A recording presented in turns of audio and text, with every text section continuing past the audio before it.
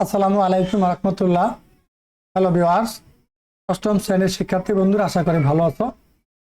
তোমাদের অর্ধবার্ষিক পরীক্ষা সামনে রেখে অষ্টম অধ্যায়ের যে প্রশ্নগুলো পরীক্ষা আসবে আমি আজকের এই ভিডিওর মাধ্যমে উত্তর সহকারে বলে দেব। চলো আলোচনা শুরু করি। খেয়াল করো, 1 নম্বরে বহুনির্বাচনী প্রশ্ন। চতুর্ভুজের 4টি কোণের সমষ্টি কত? চতুর্ভুজের 4 কোণের সমষ্টি 360 ডিগ্রি। ঠিক আছে, 1 নম্বর সঠিক। 2 নম্বর প্রশ্ন, একটি আয়তাকার ঘনবস্তুর দ্বার কয়টি? খেয়াল রাখবা, দ্বার একটা জিনিস, তল একটা জিনিস। একটি আয়তাকার ঘনবস্তুর তল 6টা আর দ্বার 12টি। খেয়াল রাখবা, ঠিক আছে। এটি আয়তাকার ঘনবস্তুর দ্বার কয়টি? 12টি। আর একটা আয়তাকার ঘনবস্তুর তল কয়টি? 6টি। খেয়াল থাকে যেন। 3 নম্বর প্রশ্ন, একটি রম্বসের কোণদ্বয়ের দৈর্ঘ্য 8 আর 6 সেন্টিমিটার হলে রম্বসটির ক্ষেত্রফল কত? রম্বসের ক্ষেত্রফলের সূত্র হাফ গুণ কোণদ্বয়ের গুণফল। তাহলে এই বলতে লিখবা 1/2 হাফ। হ্যাঁ, গুণ দিয়ে লিখবা কত? 8। তারপরে গুণ দিয়ে লিখবা কত? 6। ঠিক আছে, কাটাকাটি করো, এটা নিচের সংখ্যা। 2 কে 2, এই 4 দুগুণে 8। এখন এই 4 কে 4 আর এই 6 গুণ করো, 4 কত? 24। দেখো, এই 3 ক নম্বর সঠিক। আশা করি বুঝতে পেরেছো। 4 নম্বর প্রশ্ন, একটি আয়তের শূন্যতে বাহুর দৈর্ঘ্য 6 সেন্টিমিটার এবং 8 সেন্টিমিটার হলে কর্ণের দৈর্ঘ্য কত? চমৎকার একটা প্রশ্ন। শিক্ষার্থীরা, এখানে 4 ঘ নাম্বার উত্তর সঠিক। এই যে 4 ঘ নাম্বার 10 নম্বর, মানে উত্তর হবে 10। ঠিক আছে, চলো আমরা এবার এই 5 নম্বর প্রশ্ন দেখবো কি বলছে। 5 নম্বরে খেয়াল করো, এবিসি চতুর্ভুজের কর্ণ এসি সমান কর্ণ বিডি হলে নিচের কোনটি সঠিক? মানে কর্ণ দুইটা সমান। কি বলছে?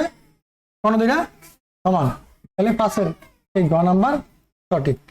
ঠিক আছে, আয়তর কর্ণ দুইটা সমান থাকে।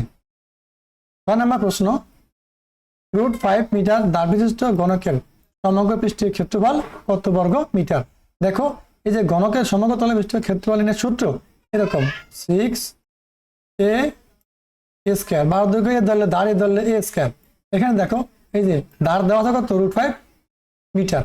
তাহলে এখানে এই 6 লিখবা, তারপরে এই যে √5 আছে না, এই √5 লিখবা। যেহেতু স্কয়ার আছে, 5 ব্র্যাকেট দিয়ে ব্র্যাকেটের বাইরে স্কয়ার দেবা। এই আমরা জানি এই স্কয়ারের রুটে কাটা যায়। তারপরে এই 6 এখানে গুণ দিবা, আর এই যে স্কয়ারে কাটা গেলে 5 লিখবা। দেখো, এই 5 আর 6 গুণ করলে কত আসবে?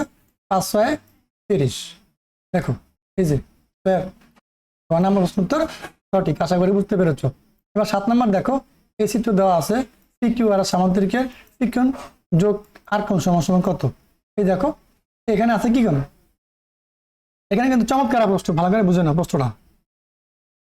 এই যে আর কোণের মান কত ডিগ্রি? 45 ডিগ্রি। আর কোণের মান 45 ডিগ্রি। সাথে বলছে এই পি কোণের মান, এটা কিন্তু 90 ডিগ্রি থেকে বড়। ঠিক আছে, এটা কিন্তু 90 ডিগ্রি থেকে বড় কোণ।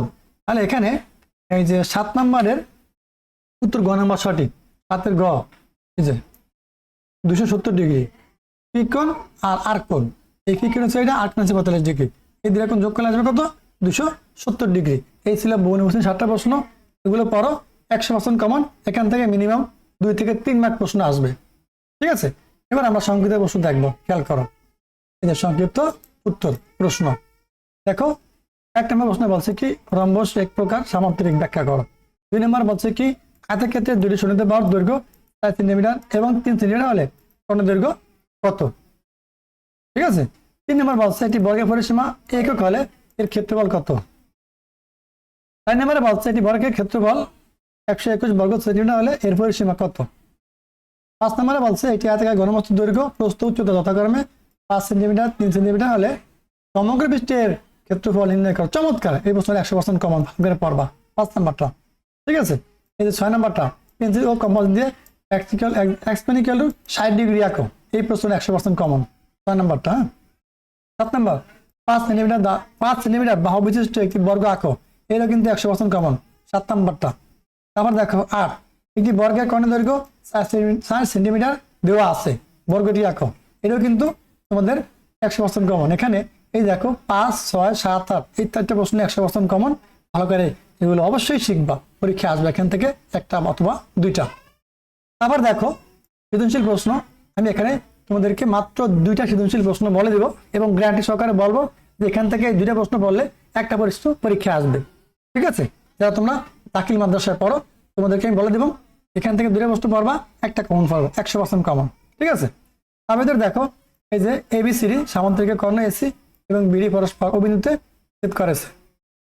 এগুলো স্কুলে পড়ে মাদ্রাসা পড়ে একই প্রশ্ন, একই অধ্যায়, একই ক্যাটাগরি প্রশ্ন, তোমরা ভালো করে এগুলো শিখবা। ক নম্বরে বলছে পেন্সিল কম্পাসের সাহায্যে 75 ডিগ্রি কোণ আঁকো। ক নম্বরে বলছে, ঘ নম্বরে বলছে প্রমাণ করতে বলছে, খেয়াল করো। 2 নম্বরে বলছে 3টি বাহুর দৈর্ঘ্য 4 সেন্টিমিটার, 5 সেন্টিমিটার, 3 মান 6 সেন্টিমিটার দেওয়া আছে। বৃহত্তর বাহু সংলগ্ন দুটি কোণ x সমান 70 ডিগ্রি এবং y কোণ সমান 85 ডিগ্রি। এই যে এই বাহু বিশিষ্ট একটি বর্গ আঁকো।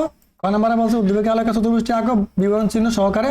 এবং গ নম্বরে বলছে উদ্দীপকে বৃহত্তম দুই বাহুকে রম্বসের কোণ দ্বারা বিবেচনা করে রম্বসটি আঁকো, অঙ্কনের চিহ্ন বিবরণ আবশ্যক মানে আঁকবা এবং লেখবা, সেটা বলছে। আমি তোমাদেরকে বলে দিলাম এই 2 নম্বর প্রশ্নটা আছে না, এই প্রশ্নটা 100% কমন। শিক্ষার্থীরা এই 2 নম্বর প্রশ্নটা 100% কমন। ঠিক আছে, ভালো করে শিখে এগুলো প্র্যাকটিস করো। তাহলে আজকে ভিডিও পর্যন্তই ছিল। পরবর্তী গুরুত্বপূর্ণ ভিডিওগুলো দেখার আমন্ত্রণ জানিয়ে আজ এখানে শেষ করছি। আল্লাহ হাফেজ।